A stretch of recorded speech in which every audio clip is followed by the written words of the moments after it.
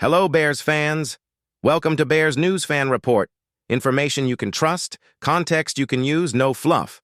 Subscribe and tap the bell because tonight's update touches identity, cap planning, and exactly how Chicago turns third and longs into punts when the wind cuts across Soldier Field in January.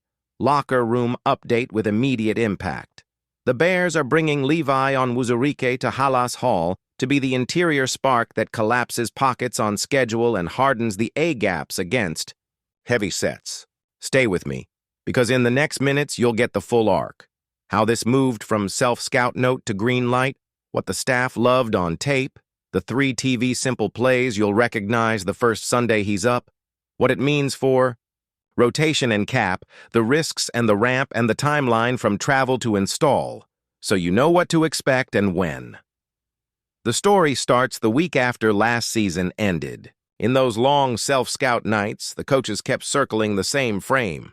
3rd and 7 in November, Rush wins on the edge, the quarterback hitches once and steps up into a pocket that's just a little too clean. The whiteboard comment was blunt. Win the B gap faster or the edge will never cash the check. From there, the profile was written. Not a name. First step burst. Low pad level. Heavy hands that dent the guard, and enough inside counter to punish oversets. That profile quietly followed every draft meeting and free agent discussion through. The spring. The staff's interest in Levi is not a one-week crush. The pro department has had him in the follow closely lane since college for a reason. When he's right, the first 2 steps are explosive. His rip stays tight to the frame, and he has a feel for when quarterbacks are about to climb. Last summer, the file got thicker.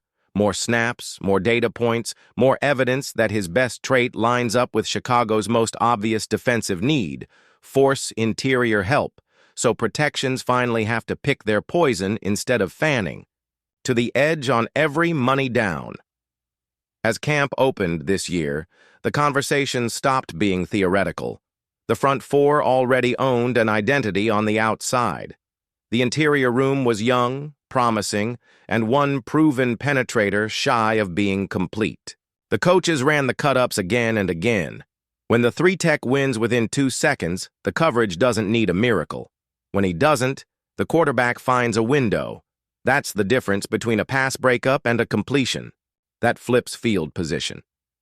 With that clarity, the football side synced with the cap side. If the structure lands in the sane band and the medical ramp is clean, finish the room. Now the last 72 hours, the part you came for. Logistics first. Travel day slotted, medicals queued, install packet already prepped for the 3-tech menu in nickel. Inside the building, the role has been defined in simple English. Live as an attacking 3-tech on passing downs, rotate on early downs when the offense shows heavy sets, and pair your inside counter with the stunts that put you on a guard who's a step late. No mystery, no sales pitch, just arrows on a tablet and minutes that matter. What will you actually see on the field? 3 snapshots tell the story. Picture 1, 3rd and 7. Trips away, Chicago in nickel. The right guard sets flat. To protect the inside, Levi threatens outside with 2 fast steps, then rips across the guard's face and arrives on the quarterback's upstep. The ball comes out a beat early. The route never converts. Punt team jogs on. Picture 2. 2nd and 10 after a stuffed run. The front runs a game. The edge goes wide. The 3-tech crosses into the B gap. The guard and tackle pass it late. Levi gets hip-to-hip with the looping end and forces a reset at 8 yards. Now your linebackers squeeze the check down, and it's 3rd and long instead of 3rd and manageable. Picture 3. 2-minute defense, stadium buzzing.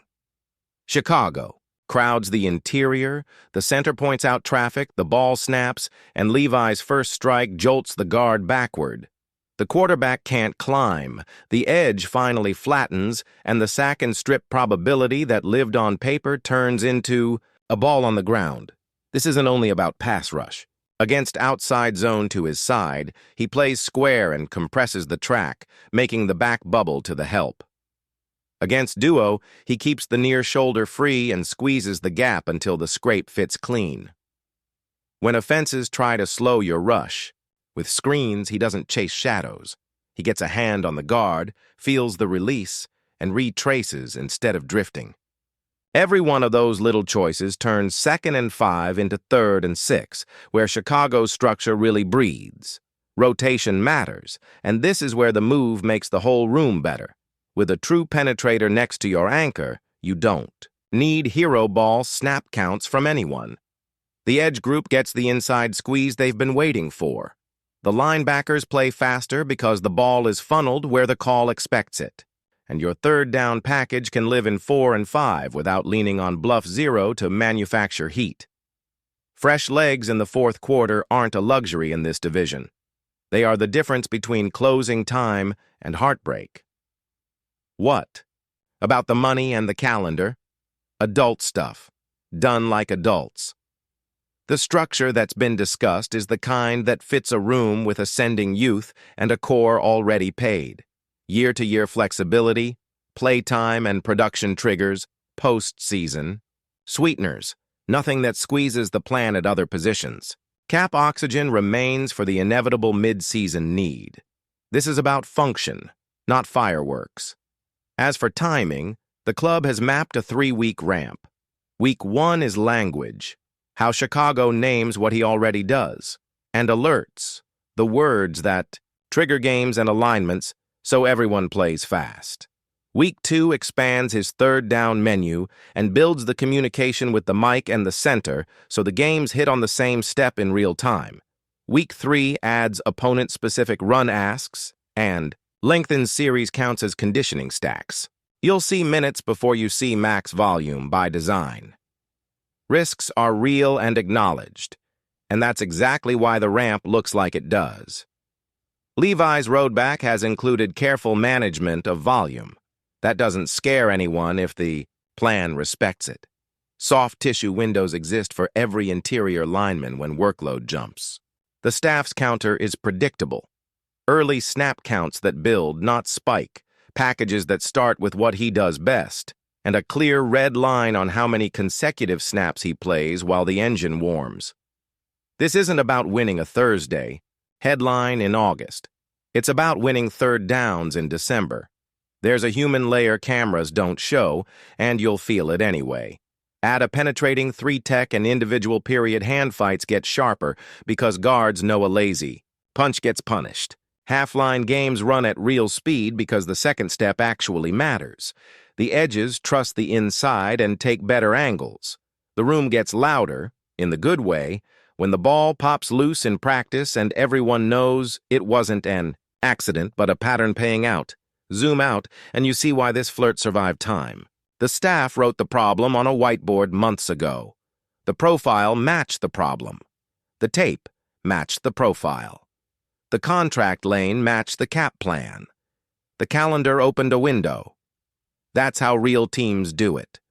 Line up football, health, money, and timing, then move. The benefit you'll notice on TV is simple. Quarterbacks stop stepping into clean air, drives die on the right side of midfield, and Chicago's offense inherits shorter fields twice a month because the ball hit the ground instead of a completion hitting a sideline. What changes for others on the roster? Less than the rumor mill will tell you, and exactly what the coaches want.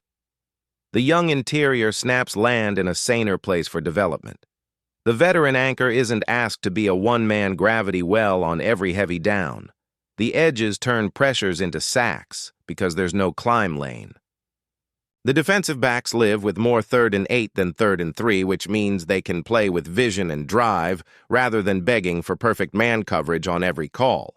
And your special teams quietly benefit when the defense hands them the ball near midfield twice a month instead of once. Let's be practical about the week-to-week.